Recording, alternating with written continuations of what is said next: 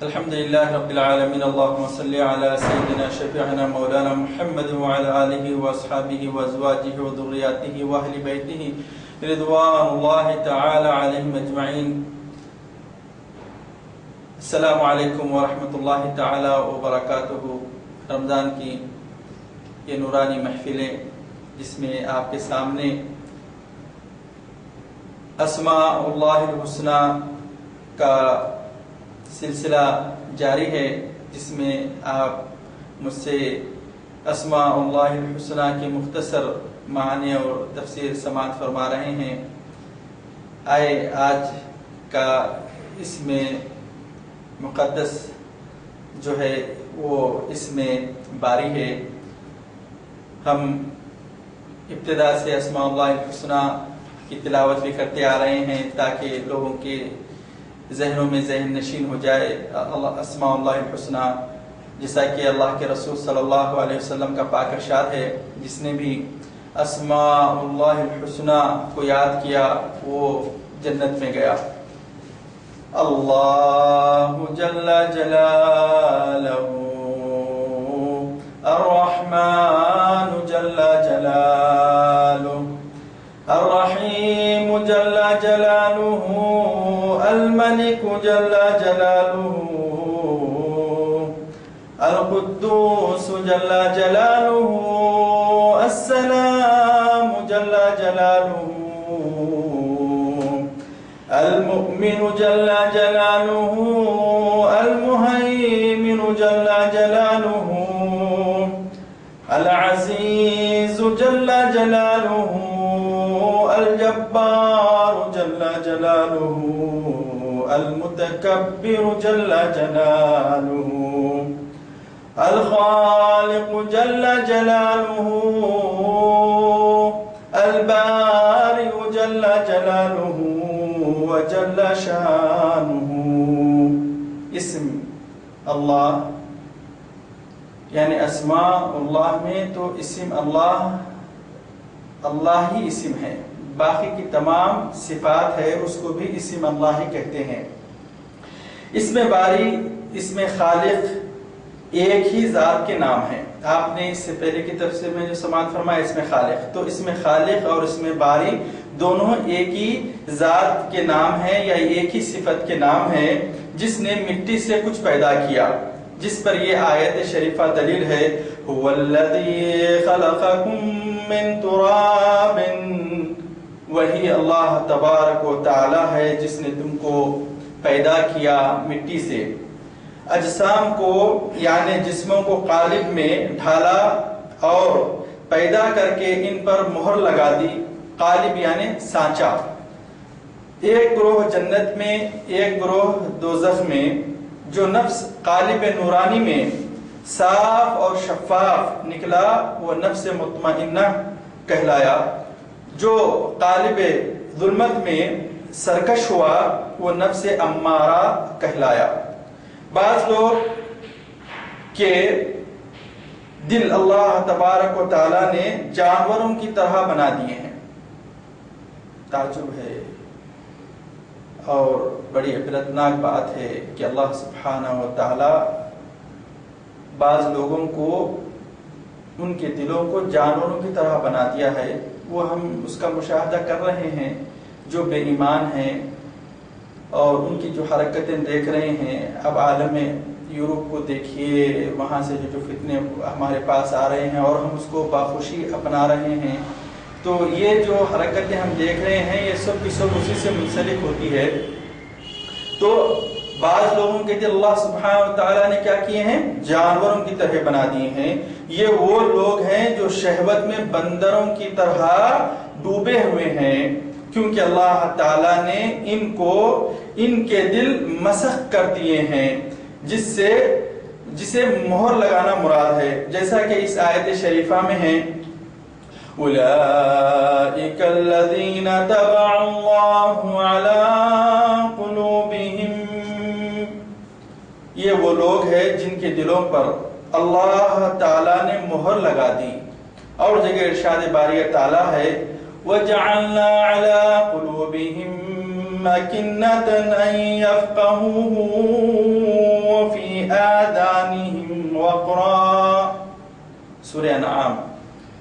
نے ان کے دلوں پر حجاب ڈال رکھے ہیں.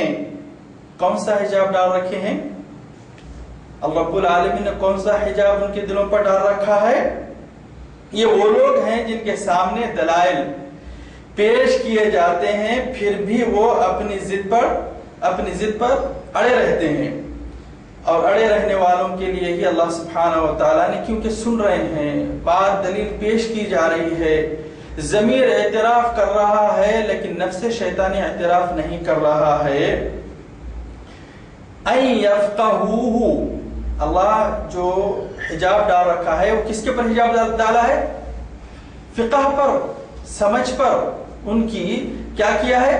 حجاب ڈال کر رکھا ہے، اس سے کہ وہ اس دین حنیف کو سمجھے. کس چیز سے اللہ سبحانہ وتعالیٰ نے پر حجاب ڈال دیا ہے؟ ان یفقہوہ، ان کو ایسی سمجھ نصیب ہی نہیں ہوتی ہے کہ وہ دین حنیف کو سمجھے. وہ فی آذانہم وقرا، اور ہم نے ان کے کانوں پر ڈانٹ جو ہے ڈال دیے ہیں کہ وہ ڈٹے ان کے کانوں میں پھنسے ہوئے کی طرح مثال دے رہا ہے اللہ سبحانہ و تعالیٰ. سنتے باوجود بھی عمل کا نہیں کرنا، یعنی گویا کہ ان کے چیزوں کو کوئی قسم کا اثر نہیں ہوگا. انکا لن تسمع الموتى، اللہ کے رسول صلی اللہ علیہ وسلم کو اللہ سبحانہ نے فرمایا یا رسول اللہ تم اموات کو سنتے نہیں. سمجھے اس کا مطلب کیا ہے؟ ان کے دل بھی ایسے ہی ہو گئے ہیں کہ انکا میتون و انہم میتون، یعنی ثم عند ربہم یختصمون، یعنی ان کو بھی مرنا ہے اور آپ کو بھی جو تو ہمارے دربار میں پیش ہونے کا ہے. تو وہاں پر اللہ سبحانہ وتعالی جب ان کا اختصاص کرے گا، ان کا جب فیصلہ لے گا، تبھی ان کو پتا چلے گا. ابھی آپ ان کو چھوڑ دو، یہ سمن بکمن عمیون ہے.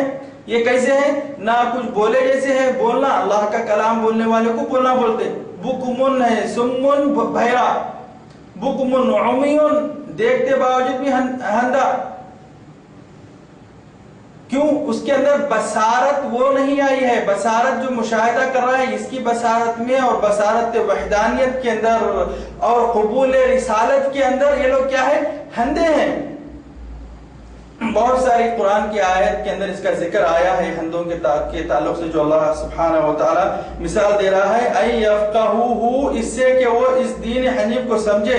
وہ فی آذانہم وقرا، اور ان کے کانوں میں ڈانٹ رکھ دی ہے. وَإِن يَرَوْا كُلَّ آیَاتٍ لَا يُؤْمِنُوا بِهَا، اور اگر وہ لوگ دلائل کو دیکھ بھی لیں ان پر کبھی ایمان نہ لائیں. دیکھ کر بھی ایمان نہیں لے کر آتے. حقیقی آیتیں دلائل پیش کرتے باوجود بھی مہر لگا دیا ہے اللہ سبحانہ و تعالیٰ ان کے اوپر، اور کچھ بھی نہیں ہے. سمجھے؟ تو وہ لوگ پھر بھی ایمان نہیں لاتے. یہ منافق کی فطرت ہے اور مشرکوں کی فطرت ہے. حق کو، یہ ان لوگوں کی فطرت جو بیان ہوئی، اب دوسری صفت آپ کے سامنے پیش کر رہا ہوں. حق کو دیکھنے اور ایمان لا کر ایمان نہ کرنے والے بد عمل یعنی ایدی لوگوں کا حال بھی بیان ہو رہا ہے. حق کو دیکھ رہے ہیں، معلوم ہے ہمارے کو اللہ میاں ہے، رسول اللہ صلی اللہ علیہ وسلم ہے، صحابہ ہے، ان کے اعمال ہے، اولیاء ہے، ان کا اخلاص ہے، اللہ سبحانہ وتعالیٰ کے ساتھ یہ سب دلیلیں پیش کی جا رہی ہے. لوگ روزہ رکھ رہے ہیں، یہ سب چیزیں دیکھ رہے ہیں، اس کے باوجود بھی کیا ہو رہا؟ وہ لوگ کے اندر عمل نہیں آ رہا ہے. تو ان کے تعلق سے اللہ سبحانہ وتعالیٰ کیا فرماتا ہے؟ یہ مومنوں کو بھی برا، کافروں کو بھی برا، یہ دونوں طرف مشابہ ہے. یہ آیت شریفہ انشاءاللہ سماعت فرمائیے. ثم قست قلوبكم من بعد ذلك فهي كالحجارة أو أشد قسوة. اللہ تبارک و تعالیٰ کی تمام صفات اور نشانیاں رسولوں کے ایک کے بعد دیگر آمد کے باوجود تمہارے دل پتھر جیسے بلکہ اس سے بھی زیادہ سخت ہو گئے ہیں. ثم قست قلوبكم من بعد ذلك فهي كالحجارة، یعنی تمہارے دل ایسے سخت ہو گئے ہیں، پتھروں کی طرح سخت ہو گئے ہیں. وَإِنَّ مِنَ الْحِجَارَةِ لَمَّا يَتَفَجَّرُ مِنْهُ الْأَنْهَارُ، جبکہ بعض پتھروں سے تو نہریں اور جھیلیں بھی بہ نکلتی ہے. بے شک ہم نے دیکھ رہے ہیں وَإِنَّ مِنْهَا لَمَا يَشَّقَّقُ فَيَخْرُجُ مِنْهُ الْمَاءُ، اور بعض پھٹ جاتے ہیں اور ان سے پانی نکلتا ہے. وَإِنَّ مِنْهَا لَمَا يَهْبِطُ مِنْ خَشْيَةِ اللَّهِ، اور بعض اللہ تعالی جل جلالہ و جل شانہ کی عظمت و ہیبت سے ڈر کر بلند چوٹیوں سے گر پڑتے ہیں. کون؟ بڑے بڑے پہاڑ، بڑی بڑی چٹانیں اللہ سبحانہ و تعالی کے خوف سے تڑپ جاتے ہیں، گر جاتے ہیں، اور وہ سخت نہیں ہے. اللہ سبحانہ و تعالی مثال دے رہا ہے پتھر کی کہ تمہارے دل ایسے سخت ہو گئے ہیں کہ کوئی چیز تمہارے دلوں پر اثر نہیں کرتی، جب اور نہ ہی تم خوف الہی سے روتے ہو اور نہ ہی ڈرتے ہو. جبکہ یہ پہلے پارے کی آیت آپ کے سامنے تلاوت فرما رہا ہوں کہ تمہارے دل پتھر کی طرح ہو گئے، جبکہ ہم پتھر سے جو ہے تو پانی نکالتے ہیں. وَمَا اللَّهُ بِغَافِلٍ عَمَّا تَعْمَلُونَ، اے بندو، اے اللہ کے مومن بندو اور بندیو، تم اللہ تعالیٰ کو اپنے اعمال سے غافل نہ جانو. یہ نہیں کہ اللہ سبحانہ تعالیٰ ہم اپنے کل کر لیں گے، آج نہیں کل پڑھ لیں گے نماز. لوگوں کی غیبتیں کرنا یا لوگوں میں لڑائیاں جھگڑے لگانا یا فساد کرنا یا وقت کو یوں ہی ضائع کر دینا، یہ سمجھنا کہ اللہ سبحانہ وتعالی ہمارا یہ حساب نہیں لے گا. ہماری من پسند جو ہے عادتیں جو ہو گئی ہیں، ان کے اوپر جو ہم چل رہے ہیں اور اس کو ہم اچھا سمجھ رہے ہیں، یہ من گھڑت عادتوں کو کا حساب اللہ سبحانہ وتعالی نہیں لے گا، ایسا نہیں سمجھنا. اللہ سبحانہ وتعالی کے سامنے ہمیشہ جو بندہ اللہ کے خوف سے کانپتا ہے، ڈرتا ہے، اس کے انوار اور تجلیات کا مشاہدہ کرتا ہے، تو اس کے دل کے اوپر خوف طاری رہتا ہے اور اللہ کی رحمتوں سے وہ وابستہ بھی رہتا ہے.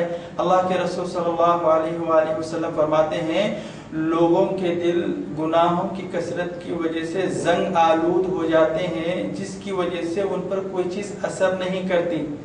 اسی لیے ان کے دل جو ہے خشوع سے، خوف الہی سے کبھی روتے نہیں ہیں. تو اس کی دوا کیا فرمائے ہیں اللہ کے رسول صلی اللہ علیہ وآلہ وسلم؟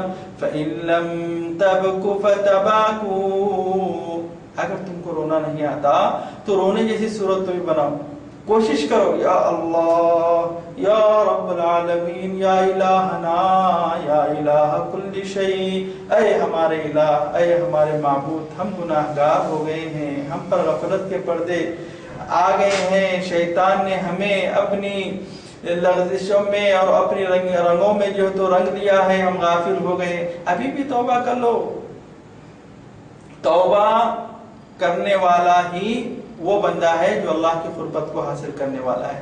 جس کو توبہ نصیب ہو گئی سمجھ لو کہ وہ اللہ والا ہو گیا. اور توبہ کنجی ہے نجات کی، اور اللہ سبحانہ و تعالی کی طرف رجوع ہونے والے نور کی کنجی ہے اور راستے کو آسان بنانے والی کنجی ہے. وَاسْتَغْفِرُ اللَّهَ إِنَّ اللَّهَ غَفُورٌ رَحِيمٌ، استغفار پڑھ لو، اللہ سے مغفرت کو طلب کر لو. ان اللہ غفور رحیم.